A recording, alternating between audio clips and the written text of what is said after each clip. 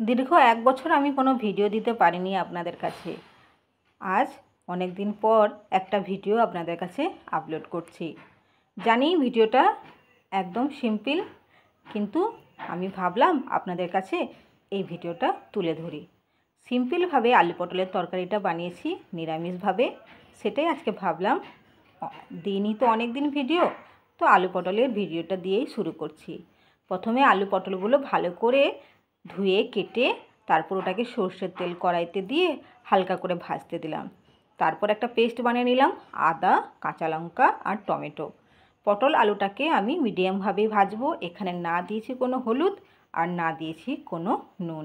দেখুন পটলগুলো আর আলু মিডিয়ামভাবে ভেজে নিয়েছি। এগুলো আমি এবারে তুলে নিচ্ছি।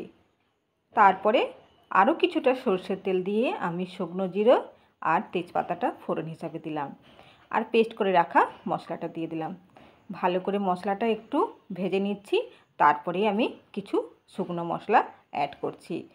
শুকনো মশলার মধ্যে আমি দিয়েছি হলুদ গুঁড়ো, জিরে গুঁড়ো, ধনে গুঁড়ো আর সামান্য লাল লঙ্কার গুঁড়ো। যেহেতু আমি কাঁচা লঙ্কাটা দিয়েছি পেস্টের সাথে, এই জন্য সামান্য পরিমাণে লাল লঙ্কার গুঁড়ো দিয়ে মশলাটাকে ভালো করে কষিয়ে নিচ্ছি। আপনারা কষানোর জন্য একটু আমি ঢেকে দিলাম। দেখুন মশলাটা প্রায় কষানো হয়ে গেছে একদম সুন্দরভাবে। এরপরে আমি ভেজে রাখা পটল আলুগুলো দিয়ে আরও কিছুক্ষণ নেড়ে চেড়ে নেব। যেহেতু মশলা আমার কষানোও হয়ে গেছে, আর পটল আলু দিয়ে একটু ভালো করে নেড়ে চেড়ে নিচ্ছি। আমি এখনও পর্যন্ত কিন্তু নুনটা দিইনি। এই সময় আমি মশলা কষানোর মধ্যেই আমি দিয়ে দিচ্ছি পরিমাণ মতন নুন। পরিমাণ মতো নুন দিয়ে আমি কিছুক্ষণ ঢেকে রাখছি যাতে নুনটা আলু আর পটলের মধ্যে ভালো করে মিশে যায়।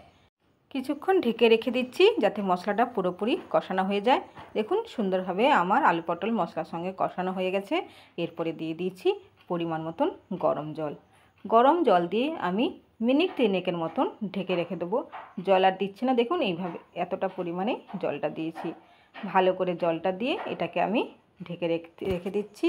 তারপরে দেখুন তো একদম সুন্দরভাবে আলু পটলগুলো ভালো করে সিদ্ধ হয়ে গেছে, আর একদম গায়ে গায়ে কষানোর মতন হয়ে গেছে। একদম শুকনো করব না, সামান্য মাখো মাখো করব। এরপরে আমি দেখুন আলুটাও ভালো করে হয়ে গেছে। সঙ্গে এরপর আমি দিয়ে দিচ্ছি সামান্য পরিমাণে গরম মশলার গুঁড়ো দিয়ে একটু নেড়ে চেড়ে নিচ্ছি। আর নামানোর আগে দিয়ে দিচ্ছি আমি ঘি দিয়ে একটুখানি নেড়েই আমি গ্যাসটা বন্ধ করে দিয়েছি।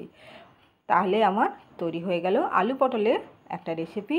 খেতেও দুর্দান্ত হয়েছে আর নিরামিষ বলে মনেই হচ্ছে না। তাহলে ভিডিওটি আপনাদের কেমন লাগলো অবশ্যই জানাবেন। আর দেখুন তো কত সুন্দর হয়েছে। ধন্যবাদ।